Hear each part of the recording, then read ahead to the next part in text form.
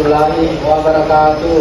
Waalaikumsalam warahmatullahi wabarakatuh.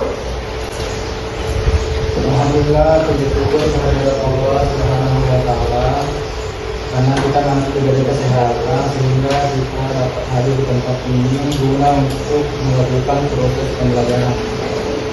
Salawat dan salam kita kirimkan kepada Nabi kita Nabi Muhammad SAW. Baik, saya Aksen ya. Nur Fadilah, Hadir Pak. Nur Sakinah, Hadir Pak. Melda, Hadir Pak. Anissa, Hadir Pak. Syafira. Hadir Pak. Nah baik, untuk pertemuan ini kita masuk ke identifikasi senyawa Karbon. Jadi identifikasi senyawa karbon. Kemudian hidrokarbon, yaitu unsur karbon dapat membentuk senyawa dengan unsur-unsur lain hanya dengan beberapa unsur, misalnya hidrogen, oksigen, dan nitrogen. Kenapa dikatakan senyawa hidrokarbon? Karena ini senyawa hidrokarbon berarti dia terdiri dari senyawa hidrogen dan karbon. Itu nih alasannya kenapa dikatakan senyawa hidrokarbon. Kemudian kita lanjut di identifikasi senyawa karbon. Nah, senyawa karbon dapat diidentifikasi dari hasil pembakarannya. Apabila senyawa karbon dibakar sempurna akan menghasilkan gas CO2, dan bila pembakarannya tidak sempurna maka akan menghasilkan arang atau gas karbon monoksida. Nah, untuk lebih jelasnya kita coba perhatikan gambar berikut. Nah, ini adalah contoh ilustrasi identifikasi senyawa hidrokarbon. Nah, ini ada sampel. Nah, kemudian sampel ini ditambahkan dengan oksidator. Nah, oksidatornya ini disebut CuO. Nah, kemudian kemudian menggunakan air kapur untuk menunjukkan adanya atau apakah dia mengandung karbon atau tidak. Nah, apabila larutannya itu keruh, berarti itu menandakan bahan tersebut mengandung karbon. Nah, apabila masih jernih berarti dia bukan senyawa hidrokarbon. Nah, untuk lebih jelasnya coba perhatikan video ini. Nah, coba perhatikan.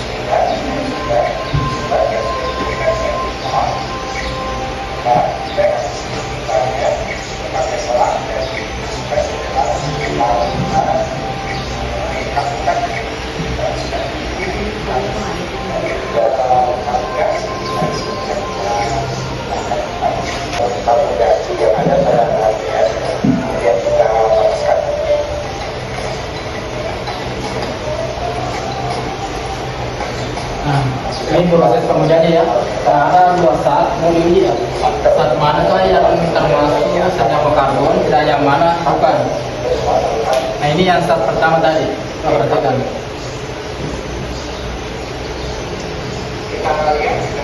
Nah, itu zat pertama. Dia itu terdapat gelembung, tapi larutannya masih jernih.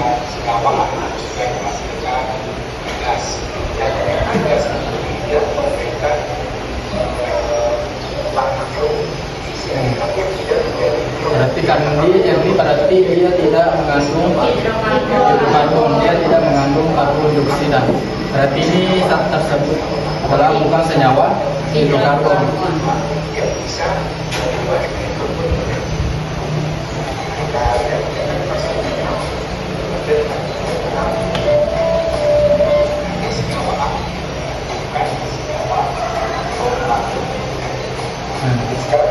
Kita lanjut ke senyawa kedua, senyawa zat B.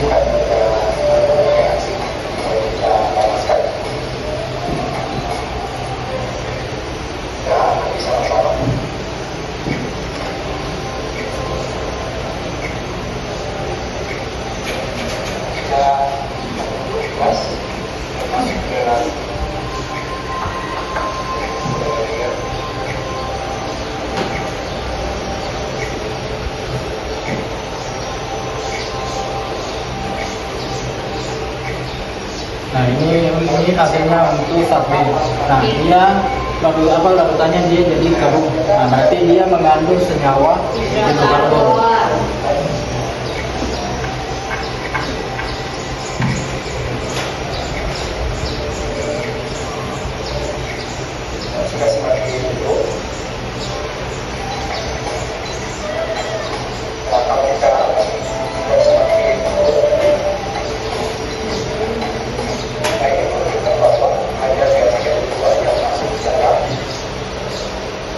Nah, itulah video tadi. Bagaimana tanggapan? Kalau ada mau ditanyakan atau apa? Jadi dari video tersebut terlihat bahwa zat A adalah senyawa. Jadi untuk hari ini kita cukupkan sampai di sini ya. Jadi nanti kita lanjut pertemuan selanjutnya. Nah, terima kasih. Assalamualaikum warahmatullahi wabarakatuh.